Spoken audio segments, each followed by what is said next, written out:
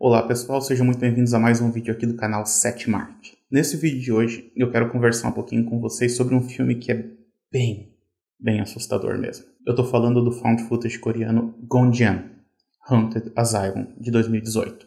Vamos conversar um pouquinho sobre ele então?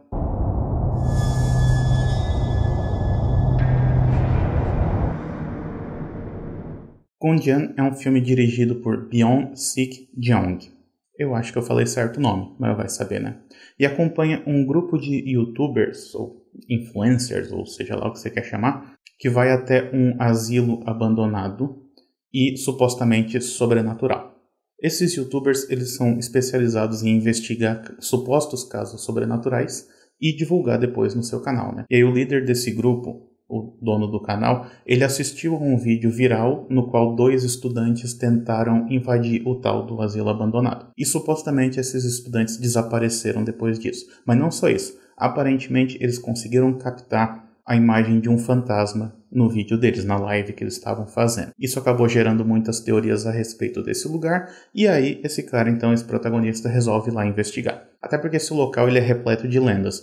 Várias pessoas aparentemente desapareceram depois de ter ido até lá, e várias aparições sobrenaturais também foram reportadas nesse local. E aí o protagonista ele monta a sua equipe e vai até o asilo com o intuito de fazer uma live, de transmitir tudo o que está acontecendo lá dentro e principalmente de finalmente entrar no quarto 402, porque aparentemente esse é o quarto que concentra a maior quantidade de eventos sobrenaturais, e a lenda é que ninguém nunca conseguiu abrir essa porta. Todo mundo que tentou acabou acontecendo alguma coisa com eles, ou sei lá, ou desapareceu, né?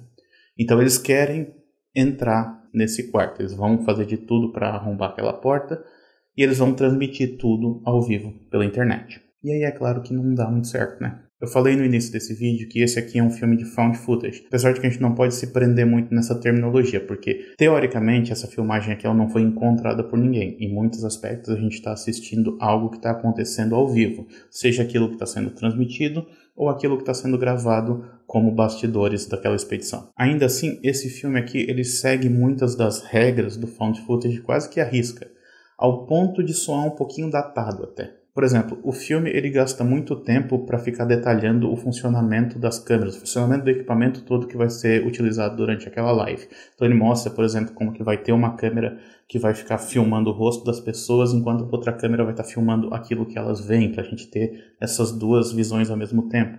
Ele também mostra para a gente que vão ter algumas câmeras que vão ser instaladas em diferentes cômodos do asilo para poder ter um outro ponto de vista.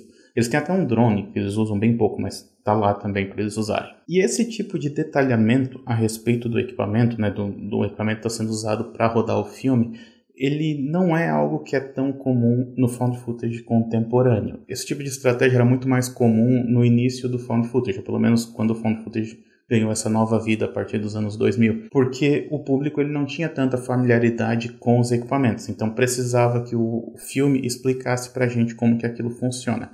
Hoje em dia, eu diria que isso não é mais tão necessário, porque meio que todo mundo já sabe, ou pelo menos a grande maioria do público já sabe como é que funciona uma câmera, como é que funciona um equipamento de transmissão, porque a gente carrega o nosso celular no bolso o tempo todo e ele faz a maioria dessas funções também. Então, me parece um pouco perda de tempo ficar explicando tanto o funcionamento dos equipamentos. Mas pelo menos esse filme aqui, ele se utiliza de todos os equipamentos que ele apresenta. Então assim, tem bastante câmera, tem bastante ponto de vista, o que torna ele muito mais dinâmico, né? Porque ele não fica preso a um único ponto de vista, a uma única câmera, por exemplo. Então essa é uma vantagem. Antes da gente continuar, só se você está gostando desse vídeo até esse momento, eu peço que curta e se inscreva no canal também para não perder nenhuma novidade.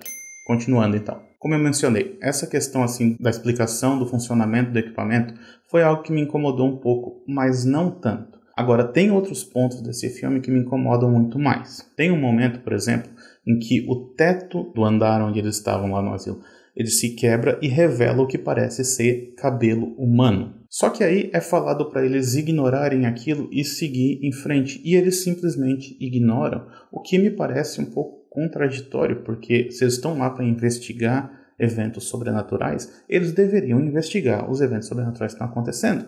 Eles se focam muito mais numa porta que se fecha sozinha do que no cabelo que apareceu no teto. 2 pesos e 2 medidas, né? É claro que você pode pensar que assim, o filme ali até te dá uma certa explicação de por que foi falado para eles não investigarem algumas coisas. E até essa explicação eu também considero um pouquinho problemática, porque assim, eu vou tentar não entrar em spoilers aqui, mas essa revelação, essa certa mudança que acontece em certo momento do filme, é tratado como sendo um grande momento de revelação. Mas eu não sei se é porque eu já vi muito filme nesse formato, meio que já estava esperando que isso fosse acontecer. Então, assim, não foi um grande momento assim, de revelação para mim. Não sei como é que foi para vocês. Se vocês já viram esse filme, me conta aí nos comentários se foi surpreendente para vocês. Mas para mim, eu meio que já estava esperando que aquilo acontecesse. E daí, quando aconteceu, só confirmou aquilo que eu já estava esperando. Um outro ponto que não me agradou tanto, apesar de que eu entendo por que ele está lá, é uma certa enrolação que o filme faz para de fato chegar até o tal quarto 402. Porque o que acontece? Os personagens estão fazendo essa live e eles têm o propósito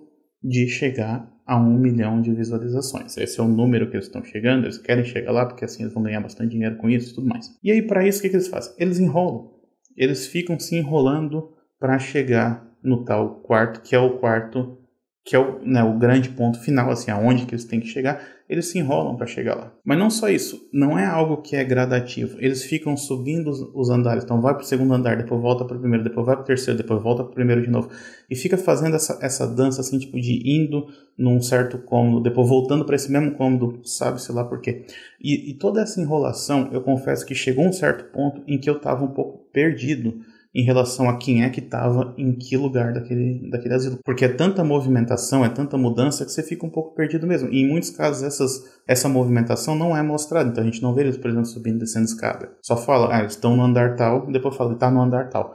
E aí, tipo, tem um monte de coisa que começa a acontecer com um grupo de personagens que tá num certo ambiente, e aí de repente corta para uns personagens que estão lá tentando serrar a porta do quarto 402, e eu assim, tá, mas em que momento que eles chegaram aí, sabe? Ficou um pouco confuso para mim. Não sei se foi assim para vocês também, mas eu fiquei bem confuso. Ainda assim, a meia hora final desse filme compensa qualquer problema que o filme teve até então, porque ela é extremamente assustadora. Na meia hora final é quando esse filme aqui ele abandona completamente a ambiguidade e ele vai fundo no terror puro.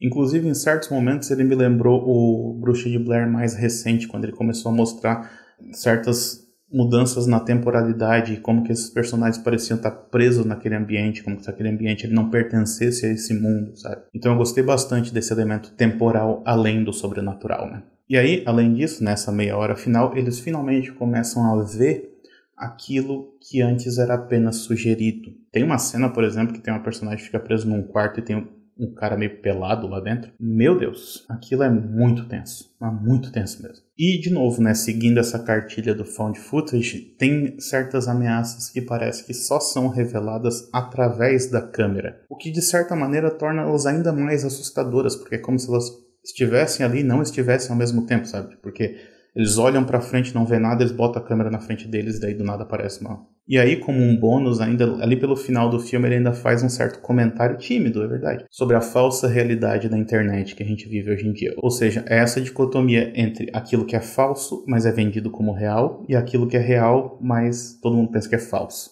E é nesse limbo de incertezas que a gente vive hoje em dia. Cada vez mais, por sinal. O que é algo por si só bem assustador. E aí, como eu disse, esse filme aqui ele tem lá os seus defeitos, mas se você passar por eles e chegar nessa meia hora final, eu garanto que você não vai se arrepender. Fica aqui minha dica então do Gonjian. Se você tem interesse por filmes com essa temática assim, de asilos sobrenaturais, asilos assombrados, aí eu indico que você assista esse vídeo aqui que eu fiz também, porque eu acho que você vai gostar. A gente se vê na próxima então. Até mais.